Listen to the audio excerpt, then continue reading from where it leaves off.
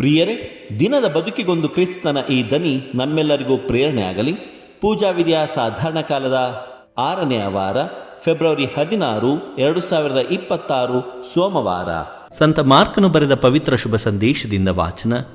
8ನೇ ಅಧ್ಯಾಯ 11ರಿಂದ 13ರವರೆಗಿನ ವಚನಗಳು. ಆ ಕಾಲದಲ್ಲಿ ಫರಿಸಾಯರು ಯೇಸುವಿನ ಬಳಿಗೆ ಬಂದು ಅವರೊಡನೆ ತರ್ಕ ಮಾಡಿ ಅವರನ್ನು ಪರೀಕ್ಷಿಸುವ ಉದ್ದೇಶದಿಂದ, ನೀನು ದೇವರಿಂದ ಬಂದವನೆಂಬುದನ್ನು ಸೂಚಿಸಲು ಒಂದು ಅದ್ಭುತವನ್ನು ಮಾಡಿ ತೋರಿಸು ಎಂದು ಕೇಳಿದರು.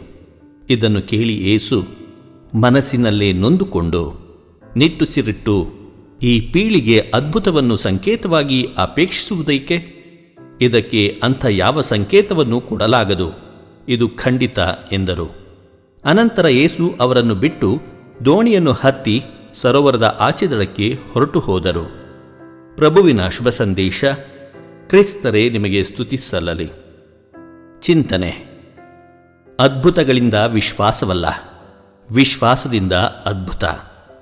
ಪ್ರಭು ಯೇಸು ಕ್ರಿಸ್ತರಲ್ಲಿ ಆತ್ಮೀಯರೇ, ಇಂದಿನ ಮೊದಲನೆಯ ವಾಚನದಲ್ಲಿ ಕಾಯಿನ ಮತ್ತು ಏಬೇಲನ ಬಗ್ಗೆ ಓದುತ್ತೇವೆ.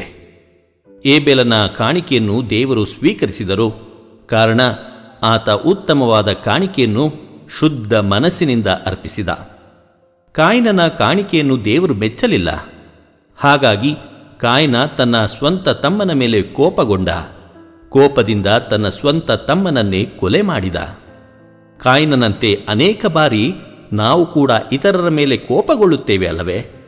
ಕಚೇರಿಯಲ್ಲಿ ಸಹೋದ್ಯೋಗಿಗಳು ಬಡ್ತಿ ಪಡೆದಾಗ, ಶಾಲೆಯಲ್ಲಿ ಸ್ನೇಹಿತರು ಉತ್ತಮ ಅಂಕ ಗಳಿಸಿದಾಗ, ಬೇರೆಯವರು ಪ್ರಶಂಸೆ ಗಳಿಸಿದಾಗ ನಮಗೆ ಕೋಪ ಬರುವುದು ಸಹಜ ಅಲ್ಲವೇ? ಕಾಯಿನ ಉತ್ತಮ ಕಾಣಿಕೆಯನ್ನು ಅರ್ಪಿಸಿದ್ದರೆ ದೇವರು ಆತನನ್ನು ಮೆಚ್ಚಿಕೊಳ್ಳುತ್ತಿದ್ದರು. ನಾವು ಶ್ರಮಪಟ್ಟು ದುಡಿದರೆ ನಮಗೂ ಪ್ರತಿಫಲ ಉಂಟು. ಕೋಪ ಬಹಳ ಕೆಟ್ಟದ್ದು. ಅದಕ್ಕಾಗಿ ಯೇಸು ನುಡಿಯುತ್ತಾರೆ, ತನ್ನ ಸಹೋದರನ ಮೇಲೆ ಕೋಪಗೊಳ್ಳುವ ಪ್ರತಿಯೊಬ್ಬನು ನ್ಯಾಯ ತೀರ್ಪಿಗೆ ಈಡಾಗುವನೆಂದು. ಮತ್ತಾಯನ ಶುಭ ಸಂದೇಶ 5ನೇ ಅಧ್ಯಾಯ 22ನೇ ವಚನ. ಆತ್ಮೀಯರೇ, ವಿಶ್ವಾಸವುಳ್ಳವನಿಗೆ ಅದ್ಭುತಗಳ ಅವಶ್ಯಕತೆ ಇಲ್ಲ. ಜಗತ್ತಿನ ಯಾವ ಧರ್ಮವೂ ಅಥವಾ ಆಧ್ಯಾತ್ಮಿಕತೆಯೂ ಅದ್ಭುತಗಳನ್ನು ಆಧರಿಸಿಲ್ಲ, ಅವಲಂಬಿಸಿಲ್ಲ. ಹಾಗೆಂದು ಅದ್ಭುತಗಳು ಜರುಗಿಲ್ಲವೆಂದೇನಲ್ಲ. ಅವಶ್ಯಕತೆಗಳಿದ್ದಾಗಲೇ ಹೊರತು ತಾನು ದೇವಕುಮಾರನೆಂದು ಜನರಿಗೆ ಸಾಬೀತುಪಡಿಸಲು ಯೇಸುಕ್ರಿಸ್ತ ಅದ್ಭುತಗಳನ್ನು ಬಳಸಲಿಲ್ಲ. ಅದ್ಭುತಗಳನ್ನೇ ಆಧರಿಸಿ ನಾವು ವಿಶ್ವಾಸಿಸುವುದಾದರೆ ನಮ್ಮ ಸನಿಹವೇ ಇದ್ದ ದೈವಾನುಭವವು ನಮ್ಮ ಕೈತಪ್ಪಿ ಜಾರಿ ಮರಳಿ ಸಿಗಲಾರದಷ್ಟು ದೂರ ಸಾಗಿ ಮರೆಯಾಗಬಹುದು.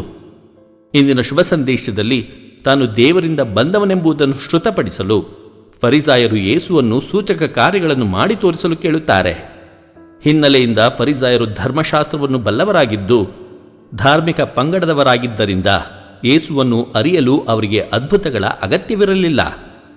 ಬದಲಿಗೆ ಯೇಸುವಿನ ಮುಂದೆ ಅಡ್ಡಲಾಗಿ ನಿಂತಿದ್ದ ಅವರ ಉದ್ದಟತನ, ಅಲಕ್ಷ್ಯ ನುಡಿ ಮತ್ತು ಲೋಕಜ್ಞಾನವನ್ನೆಲ್ಲ ತಾವೇ ಬಲ್ಲವರು ಎಂಬ ಅವರ ಅಹಮ್ಮಿನ ಶರಣಾಗತಿ ಅದ್ಭುತಗಳಿಂದ ವಿಶ್ವಾಸವಲ್ಲ, ವಿಶ್ವಾಸದಿಂದ ಅದ್ಭುತ ಎನ್ನುವ ಅರಿವು ಬೇಕಾಗಿತ್ತು.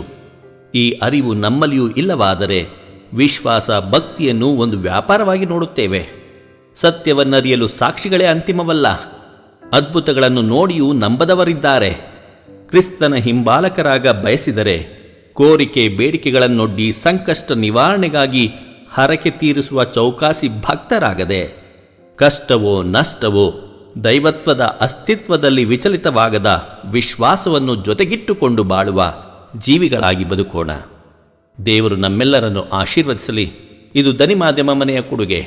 ಧ್ವನಿ ವಂದನೆಯ ಸ್ವಾಮಿ ಶಾಂತಕುಮಾರ್ ಜೆ, ಬೆಂಗಳೂರು ಮಹಾಧರ್ಮ ಕ್ಷೇತ್ರ. ಪ್ರಿಯರೇ, ಈ ಚಾನೆಲ್ ಅನ್ನು ಸಬ್ಸ್ಕ್ರೈಬ್ ಮಾಡಿ ಪ್ರತಿದಿನ ದೇವರ ವಾಕ್ಯವನ್ನು ಆಲಿಸುತ್ತಾ ಅದನ್ನು ಇತರರೊಂದಿಗೆ ಹಂಚಿಕೊಳ್ಳಲು ನಮಗೆ ನೆರವಾಗಿರಿ. ಧನ್ಯವಾದಗಳು.